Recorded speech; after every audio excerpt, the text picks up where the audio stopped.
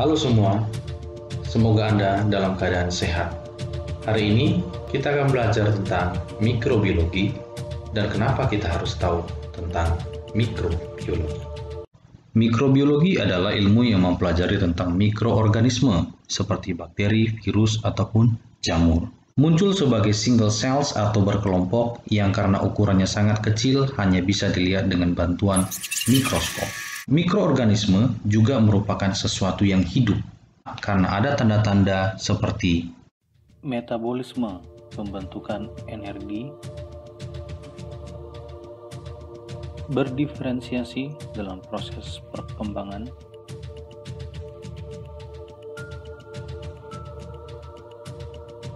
berkembang umumnya dengan membelah diri melalui pembelahan biner, mampu berpindah tempat dalam hal dampaknya terhadap manusia, yaitu penularan penyakit. Contoh pada penyakit kolera.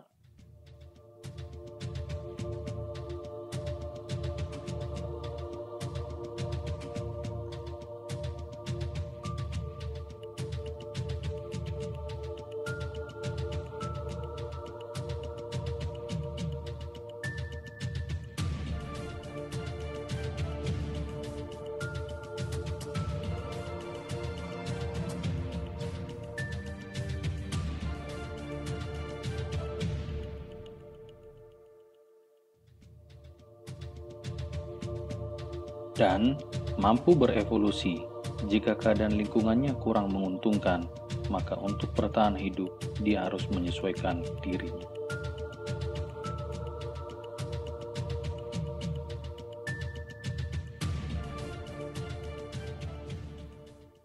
mikroorganisme diidentifikasi berdasarkan nomenklatur. Mengikuti Carolus Linnaeus 1735 membuat penamaan atau pengidentifikasian mikroorganisme berdasarkan genus dan spesiesnya, dan menjadi kesepakatan internasional mengidentifikasi mikroorganisme dengan cara menulis E huruf besar untuk Escherichia dan coli huruf kecil untuk spesies coli, sehingga Escherichia coli diidentifikasi dengan E huruf besar titik coli huruf kecil.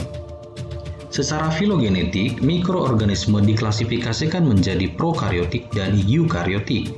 Prokariotik terbagi menjadi dua kelompok besar, yaitu eubacteria yang menjadi kelompok untuk parabakteria dan archaebacteria untuk kelompok archaea. Sedangkan eukariotik terbagi menjadi alga, fungi atau jamur, dan protozoa. Perbedaan mendasar antara prokariot dan eukariot terlihat dari prokariot tidak memiliki membran inti, sedangkan eukariot memiliki membran inti yang disebut sebagai nukleus yang mengandung DNA.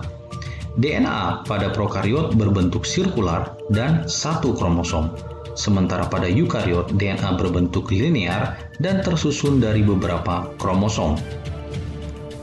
Gen informasi genetik pada prokariot bersifat haploid, sementara eukariot bersifat diploid. Pada prokariot, membran plasma tidak mengandung sterol, yang adalah analog derivat dari lemak, sementara eukariot, plasma membrannya mengandung banyak sterol. Prokariot bereproduksi berdasarkan simple binary fission, sementara reproduksi pada eukariot melalui proses meiosis dan mitosis. Dan yang menjadi khas eukariot adalah karena dia adalah sel, sehingga dia memiliki organel-organel sel seperti kloroplas dan mitokondria. Lalu kenapa harus belajar mikrobiologi? Dalam ilmu dasar, mikrobiologi, yaitu menggunakan mikroorganisme, dipakai untuk pemahaman lebih dalam tentang biologi molekuler, biokimiawi, ataupun tentang informasi-informasi genetik. Sementara dalam kehidupan manusia, mikrobiologi dapat diaplikasikan dalam kedokteran, misalnya dalam pembentukan vaksin seperti negara Indonesia dan negara-negara maju lainnya yang sedang mengembangkan vaksin untuk melawan COVID-19, membuat obat, lalu dalam hal industri untuk memproduksi makanan, dalam ketahanan pangan maupun dalam ketahanan lingkungan.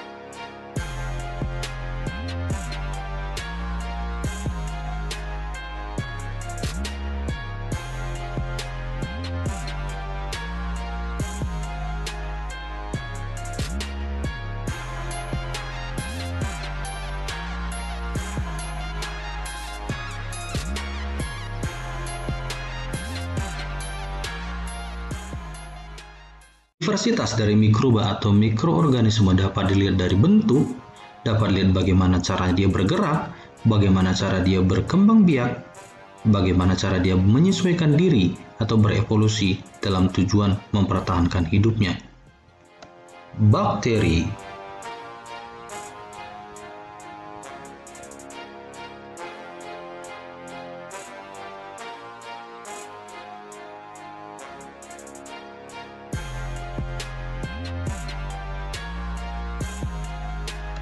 Archaea.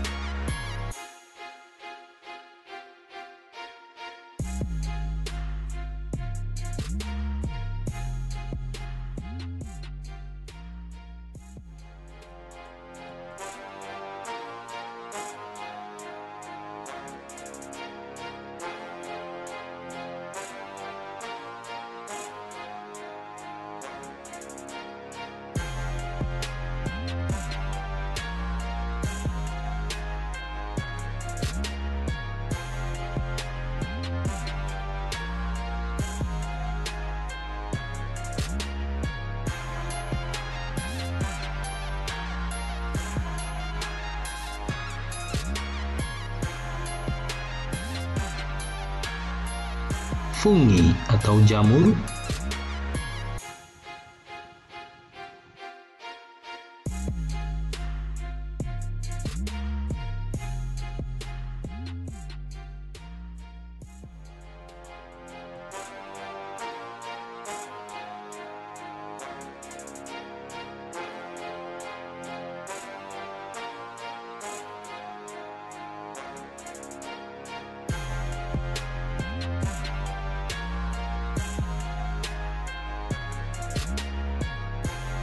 Protozoa.